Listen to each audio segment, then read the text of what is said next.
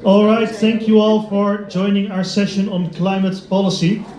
My name is Giovanni Haga. I'm here with Angela Hansen. We are from CleanCom, our climate and energy community, and we'll be hosting the upcoming session. The first 45 minutes, Angela will be talking about climate policy on the European level, and in the second half we were doing a little bit of a workshop where we're going to discuss climate policy on a local level on the basis of some cases that have actually happened. So with that being said, I would like to give the word to Angela to start immediately. Good luck. Good morning, everyone. A very warm welcome also from my side.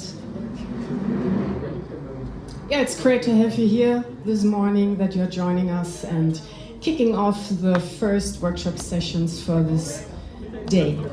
So my name is Angela Hansen. I come from Germany, and my expertise lies in the field of emissions management, especially in personal carbon trading. In 2020, I quit my job to completely devote myself on climate policy. I've worked as product manager for 20 years, and I co-founded the organization Save Climate Earth. It's a non-profit organization for a sustainable economy, and I've co-developed the emissions management model CAT Personalize and Trade with its core mechanism, the eco-climate currency.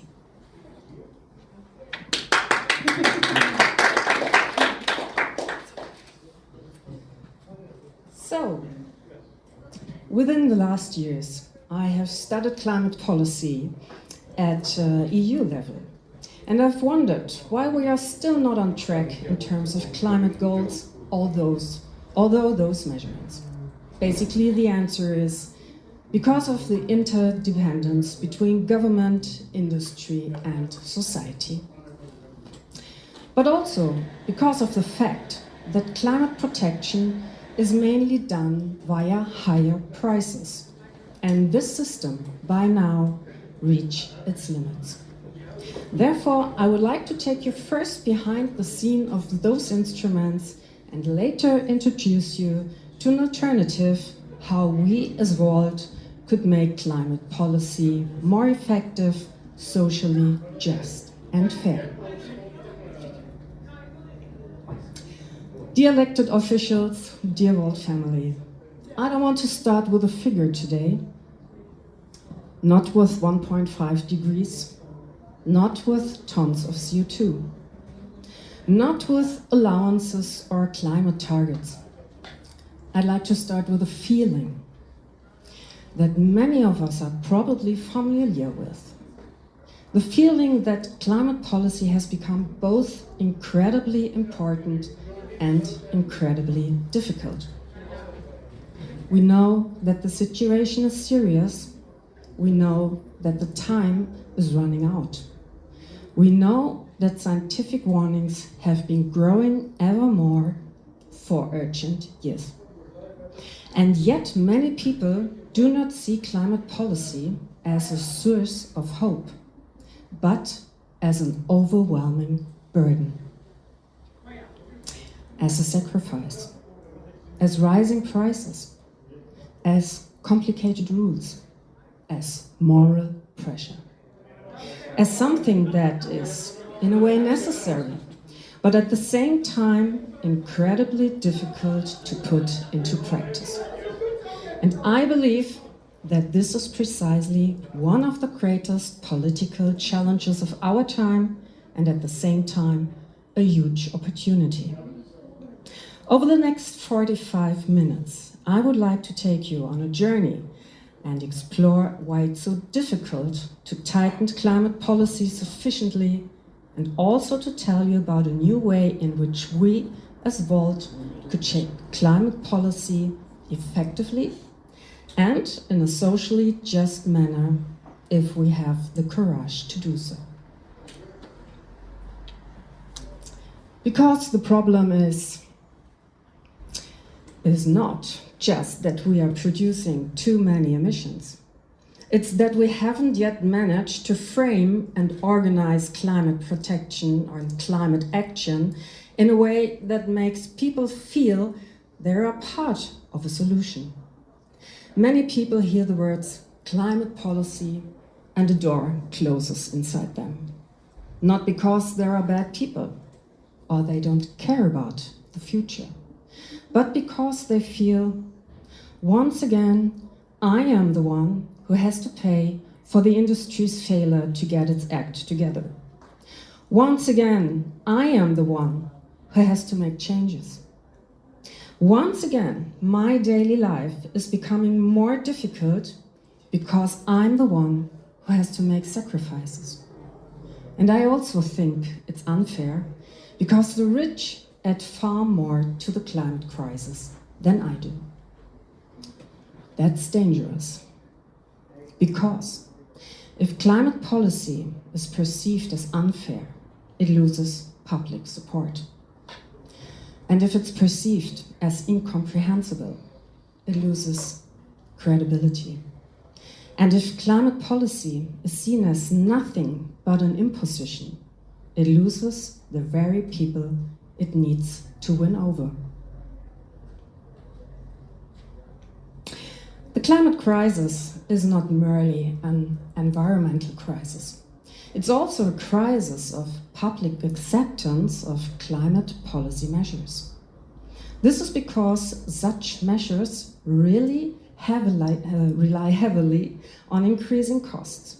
This also applies to the European emissions trading system, although it has a cap and controls emissions through a limited number of allowances. However, the reality is also that the costs of the auctioned allowances are passed on to the end products, thereby jeopardizing the competitiveness of our economy and placing a disproportionate financial burden on lower-income households in particular. These are the main reasons why a sufficient tightening of measures in line with scientific recommendation is neither politically viable nor socially accepted. But it's simply not enough to do climate policy like business as usual. After all, we are not on track. But before we talk about solutions, we must take an honest look at reality in order to even recognize why a new way of thinking is necessary. The Paris climate target of 1.5 degrees is practically unattainable with current policies.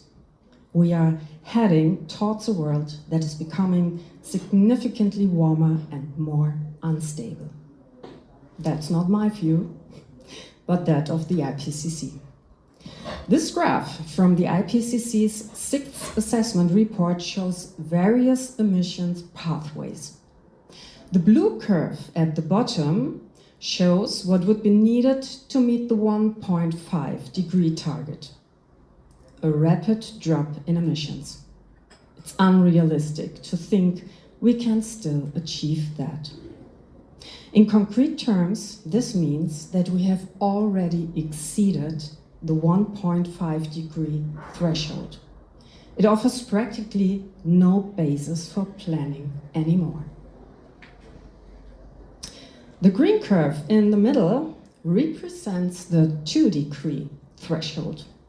This curve is less steep, yet it still implies a drastic reduction in CO2 from today onwards.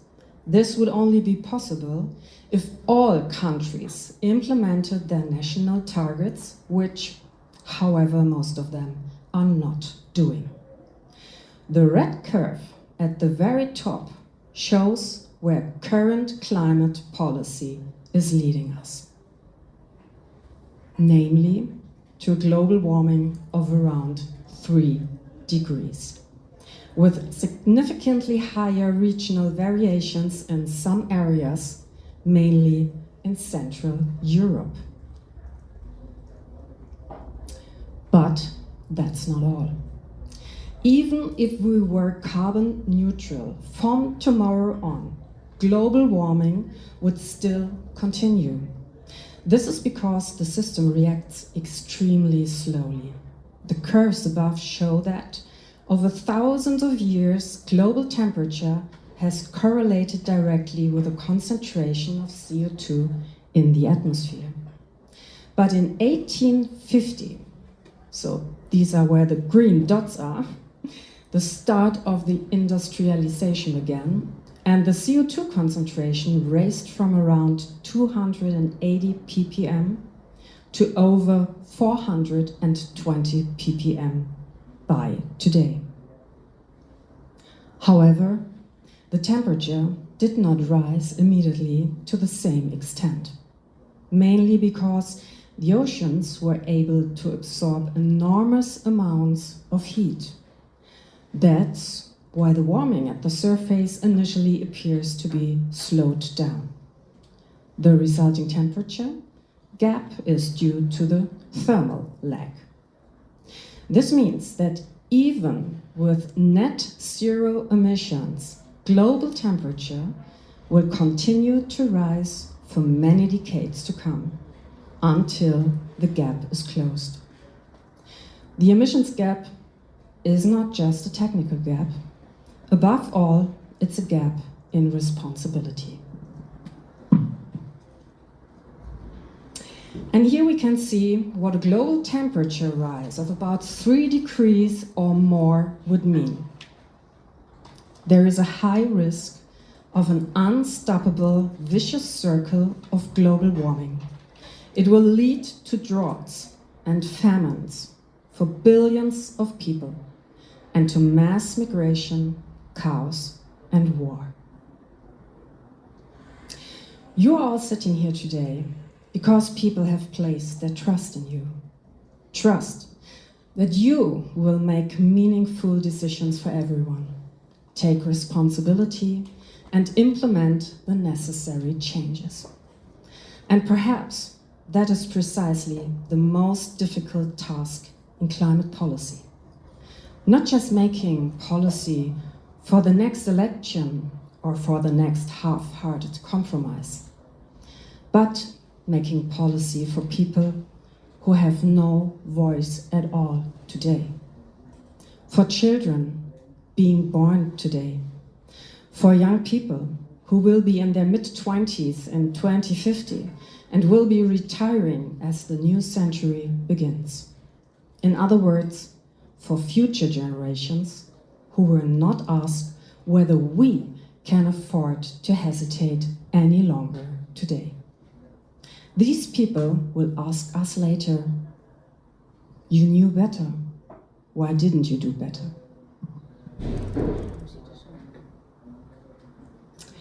But why are decisions that serve the common good repeatedly delayed, watered down, or diluted?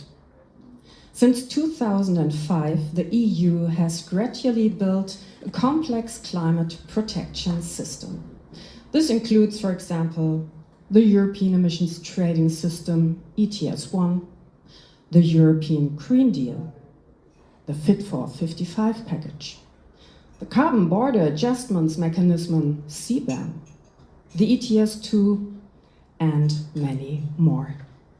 Let's take a closer look at the EU's central instrument, ETS1, the Emissions Trading System for Industry. The basic idea sounds simple. A limited number of emission allowances is set. These allowances are either auctioned or allocated for free. Approximately 11,000 companies participate, covering about 45% of all EU-wide greenhouse gas emissions. However, this only includes emissions from EU-based facilities because of the territorial principle. It does not account for consumption-related emissions resulting from the purchase of foreign products. For every ton of CO2 that companies emit, they must purchase an allowances the following year. If they cannot provide proof of a permit or are short on allowances, they must pay a fine of approximately €100 for every ton of CO2 they are missing a certificate. However, the CO2 emissions have already been released into the atmosphere by that point. The total amount of allowances decreases year after year to make CO2 more expensive and motivate companies to produce in a more climate-friendly manner. For this reason, the MSR, Market Stability Reserve Mechanism, reduces the annual auction volumes if there are too many allowances in circulation, or it increases them if there are too few available. However, this mechanism also shows that the number of allowances and consequently the price of CO2 depends heavily on market force and political imperatives, and not only on the laws of physics. A quick fun fact. What do you think, what percentage of ETS allowances are still issued for free? 35. Someone else? 50. Okay, I'll give you the answer. For the period 2021 to 2030, only up to 57% of all allowances will be auctioned. This means up to 43% will continue to be allocated for free. This is mainly done to prevent carbon leakage. It refers to energy-intensive companies relocating their production to countries with no climate measures or weaker ones. The problem, however, is that free allowances undermine the polluter pays principle and run counter to the fundamental idea behind the ETS. That is why free allocation was actually supposed to end in 2035. Currently, however, under pressure from industry, the EU is discussing extending this practice even further and is now even considering weakening the ETS in general, because it's highly prone to pressure. Pressure from industry, which is concerned about its competitiveness. Pressure from citizens, who can no longer afford the regulatory price hikes. Pressure can also come from the governments of individual countries, which are unwilling to implement unpopular measures and thus alienate their voters. There is no denying that the ETS has achieved some success. Since its introduction, emissions have fallen by around 51%. That sounds like a major success, but only within a limited sector, and for just 45% of all greenhouse gases recorded in the EU. Okay, you could say, well, let's just extend the ETS and make it mandatory for all businesses. There's a good reason why it hasn't been done so far. Because this would create an enormous administrative burden. Every single installation requires permits, monitoring, measurements, and calculations. Allowances must be purchased at auction, and inspections and penalties are needed. For very small businesses, the administrative burden would often be disproportionately high in relation to the amount of CO2 captured. The EU is therefore taking another approach to tracking further emissions. It plans to introduce ETS2, not to replace ETS1, but to expand upon it. The system operates upstream. This means fuel suppliers will be targeted directly. The costs are then passed on to consumers and businesses via higher fuel prices. However, the planned introduction has already been postponed by 1 year to 2028, as the EU aims to cushion the economic and social burdens caused by current high oil and gas prices. And this postponement is just one example among many others that demonstrate how climate policy is being increasingly watered down, diluted, or delayed. Unfortunately, we are seeing climate protection slips further and further down the political agenda worldwide. We see this most clearly in the fact that the EU itself is already watering down its climate targets. Although the aim is still to achieve a 90% reduction in emissions by 2040, in reality, this has now been reduced to just 85%. This is because member states are now allowed to count up to 5% of CO2 credits from third countries towards their targets. When it comes to monitoring and verifiability, the scale of the challenges involved in such projects becomes clear. The savings must be measurably real, verifiable, and transparently documented. The more complex the project and the weaker the control structures, the greater the risk that the credit will promise more than it actually delivers.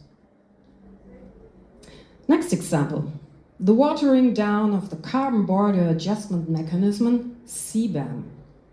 91% of the companies currently affected by this mechanism are said to be exempted in future. The reason for this relaxation is that the bureaucratic burden is said to be too high for the companies concerned. CBAM was actually intended to prevent carbon leakage and help reduce the number of free allowances. Now it's more than a toothless tiger. And one more thing, the watering down of mandatory greenhouse gas reporting requirements under the Corporate Sustainability Reporting Directive, CSRD. Originally, companies with more than 250 employees were required to participate. Now the threshold is 1,000. Furthermore, the turnover threshold has been raised from 50 million to 450 million. This significantly reduces the number of companies required to report. Background: the aim is not to jeopardize the competitiveness of domestic industry through excessive bureaucracy. The environment is left to suffer the consequences. Moving forward, the relaxation of fleet emission limits. Until 2027, car makers no longer have to meet EU fleet emissions limits annually. Instead, compliance will be assessed as a 3 years average. This reduces immediate pressure on manufacturers. Emissions above the target in 1 year can be offset later, which delays real reductions, weakens planning certainty, and shifts the burden of meeting EU climate goals into the future. We see targets are only binding as long as they don't become inconvenient for the industry. Let's stay with the automotive sector and talk about the watering down of the combustion engine phase-out. From 2035, car manufacturers will no longer be required to achieve 100% reduction in exhaust emissions, but only 90%. The remaining 10% is to be offset, including through questionable e-fuels. This is a mixed bag for climate targets. On the one hand, the car industry is to be given more time and flexibility. On the other hand, any extension of the internal combustion engine option weakens the pressure for rapid electrification.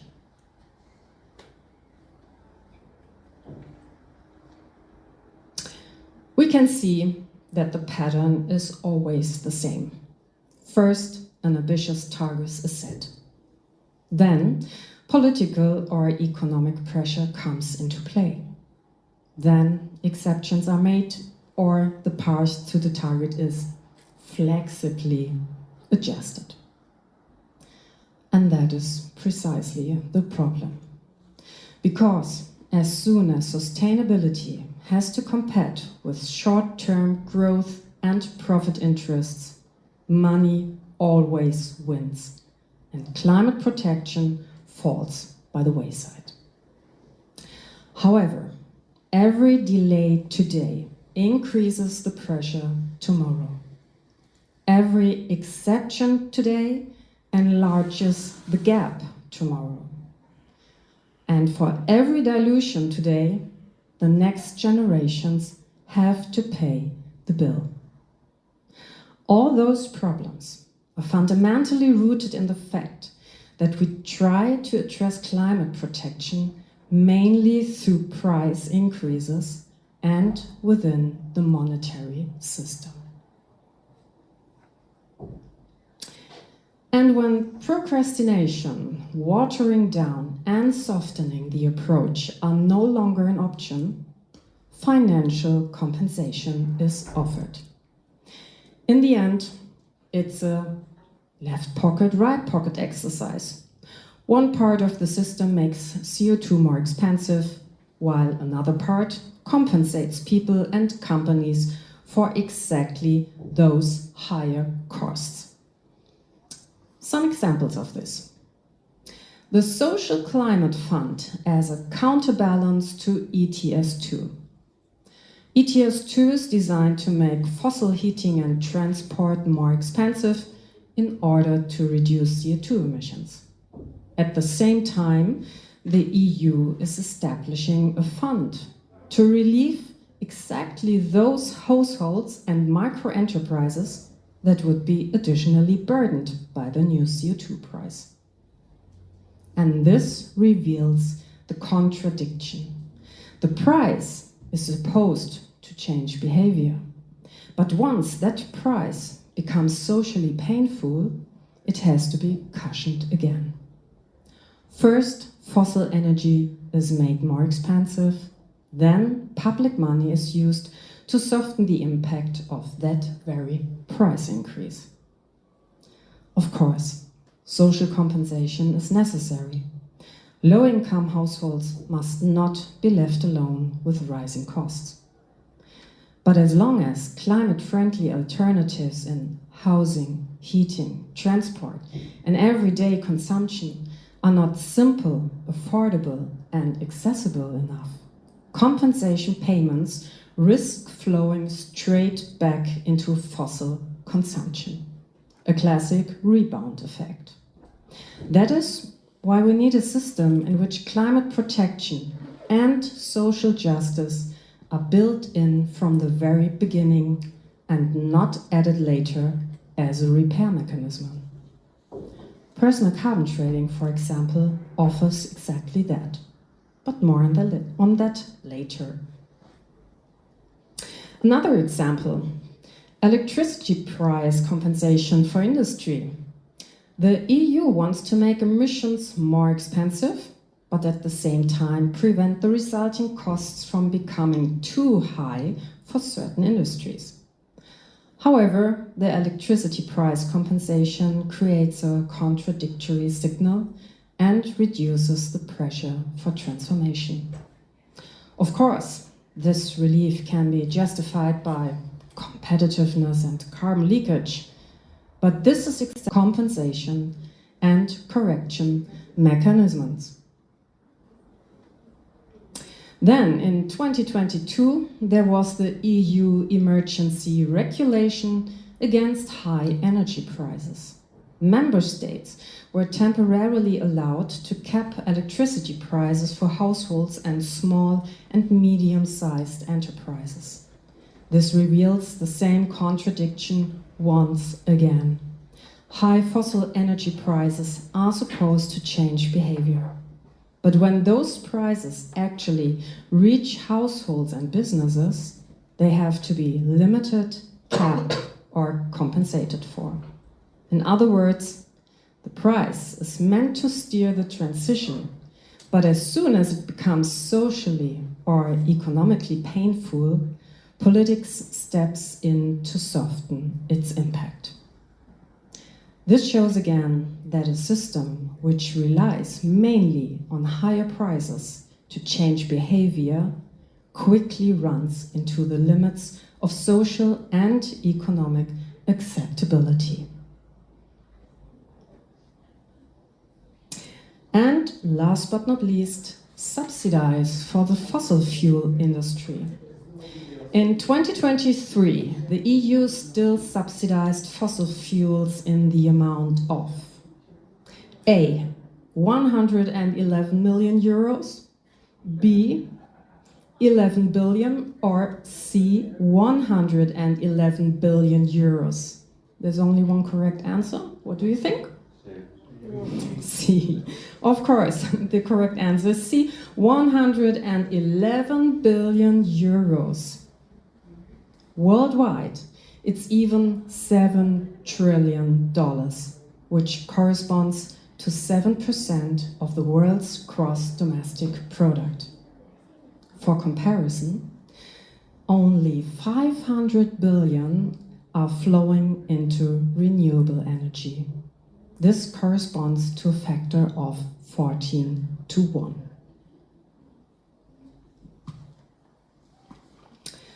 All these measures are understandable from a social and economic perspective. But they also show that we are still trying to organize climate protection using instruments that do not distribute the burden fairly, because they continue to rely heavily on increasing costs. This places a strain on the economy and is socially unjust, and therefore repeatedly reaches the limits of public acceptance.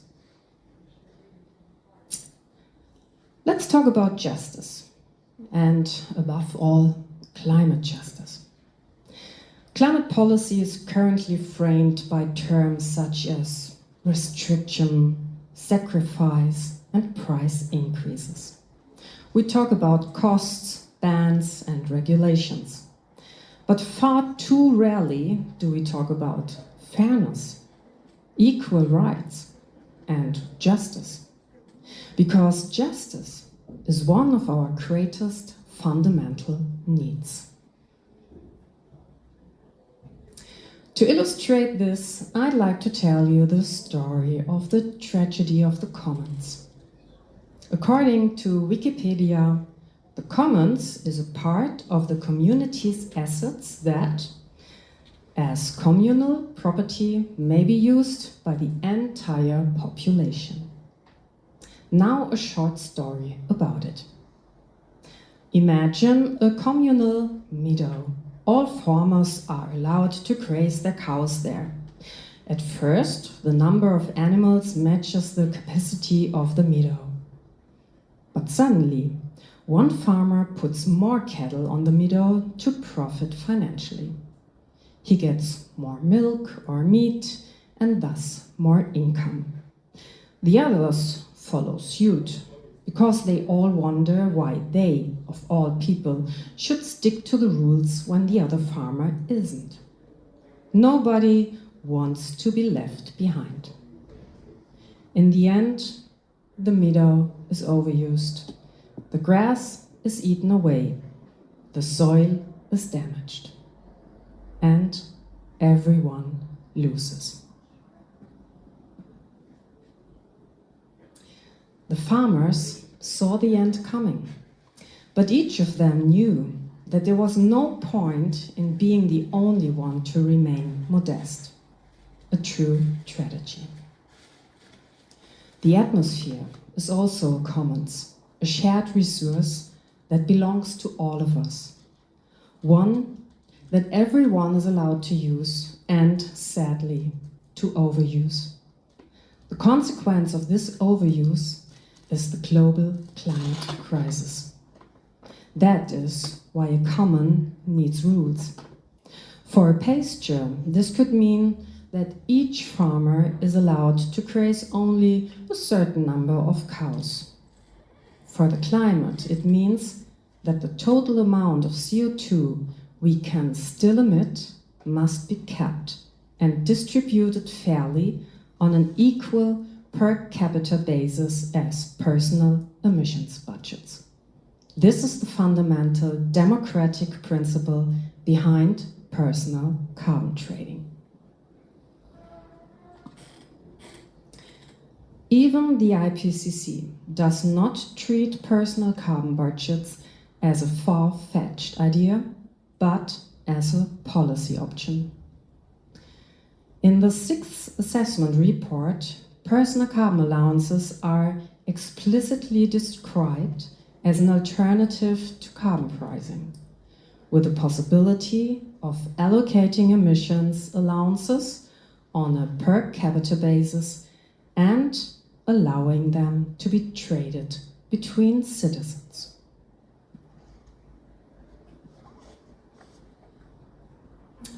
Isn't that an alternative that we should consider?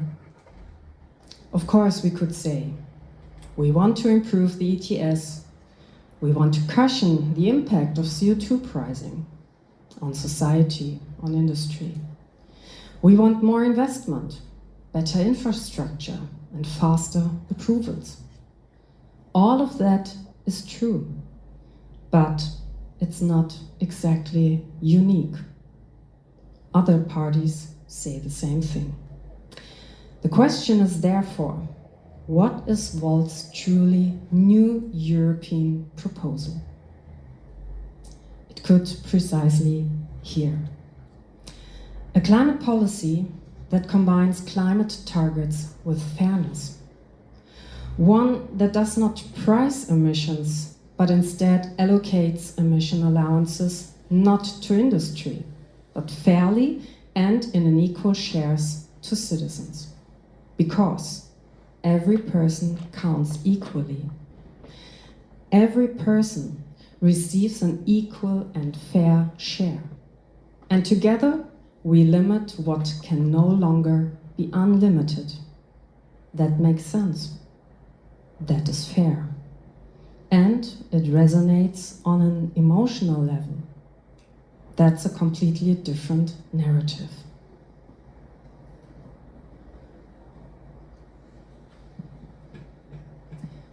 One climate, one budget. The idea behind is everyone is allocated an equal emissions quota to cover their individual carbon footprint. This is where cap, personalize and trade comes in as the logical next step in the evolution of European climate policy. Cap, personalize and trade describes a new self-regulating economic model. It makes the climate target directly tangible for everyone. It makes emissions visible. It distributes the atmosphere fairly. It rewards climate-friendly behavior. It creates social balance. It gives companies clear incentives. It stands for a positive, European and fair narrative. How does cap, personalize and trade, short CPT, works in detail? The remaining budget is determined scientifically and agreed under international law as a binding ecological safeguard. There is a strict overall limit on CO2, the planetary budget. This budget is given fairly and equally on a per capita basis to all people. Not companies, not sectors, only citizens receive emissions allowances. This makes climate protection a fundamental democratic right and ensures it is no longer merely a cost factor. Because that principle operates without any additional regulatory costs. Those who emit less can sell their unused allowances. Those who consume more must buy additional allowances from others. This ensures that the agreed total emissions budget is not exceeded. Reducing emissions, therefore, becomes economically attractive, while wasteful consumption becomes costly, not through moral appeals, but through the logic of the market itself. At the same time, the system creates a direct financial balance between high consumers and low emitters. This primarily benefits lower-income households and citizens in poorer countries whose consumption is usually less carbon intensive, simply because of their economic situation. Instead of widening the wealth gap through higher prices, citizen-level emissions trading turns climate protection into a mechanism of financial redistribution. We are almost at the end, so let's shortly summarize some of the most important benefits that an emissions management system at citizens level provides. Government benefit from such a model that decouples climate protection from the monetary system and account for 100% of greenhouse gas emissions. Because it breaks down the systemic interdependence between politics and industry. Market mechanisms decide where and how emissions are reduced, not the legislator. This means governments no longer have to keep pushing through small-scale, often unpopular measures. The diffusion of responsibility is resolved as the budget is personalized. The model sets a clear ecological boundary. Within those, people remain free to decide how they want to integrate climate protection into their everyday lives, but not whether climate protection matters at all. And when millions of daily choices move towards climate-friendly alternatives, the economy follows. Sustainability is then driven not by constant political enforcement, but by people's own motivation and decisions. Regulation would take place only where it's truly necessary at the bottleneck of the value chain. Rather than monitoring 11,000 companies, as under ETS 1, only around 500 fossil fuel companies would need to be monitored, specifically with regard to the permitted quantities of coal, oil, and gas entering the economy. This keeps the system lean and flexible, allowing adjustments whenever they are needed. Furthermore, effective border adjustments can prevent carbon leakage and ensure that domestic industry is not undercut by cheaper but more carbon-intensive imports. For the industry, emissions trading at the citizen level is attractive for several reasons. First, there is no longer any need for the time-consuming and costly CO2 scope assessment. The CPT model ensures that the carbon footprint is formed autonomously, clearly, highly granular, and tamper-proof, along even the most complex value chains and without room for interpretation. Another advantage is that the system can function without the ETS. The money companies would no longer have to spend on ETS allowances, could instead be invested directly in transformation. International competitiveness would also benefit because certificate costs, which currently make domestic products more expensive, would no longer apply. Political micromanagement would largely become unnecessary. Through the market-based logic of the system, the technologies that achieve the greatest emissions reductions at the lowest cost and with the least effort would automatically prevail, without the need for constant government steering. In this way, the idea of technology openness would finally be given real substance. And because the carbon footprint of every product becomes transparent, companies that already produce in a climate-friendly way would gain a clear advantage. Greenwashing would no longer work because all emissions along the value chain would be recorded and transparently reflected. For us citizens, this alternative approach to emission management means that climate protection becomes fair. Everyone receives the same budget to pay for their individual fossil consumption. And those who need more have to buy additional allowances from those who have some left over. A personal carbon budget also helps end the blame game. People are no longer told what they may or may not to do. Instead, each person can decide for themselves what they want to spend their allowances on. Climate protection no longer depends on additional regulatory price increases. And that is more socially balanced than trying to reduce emissions mainly through higher prices.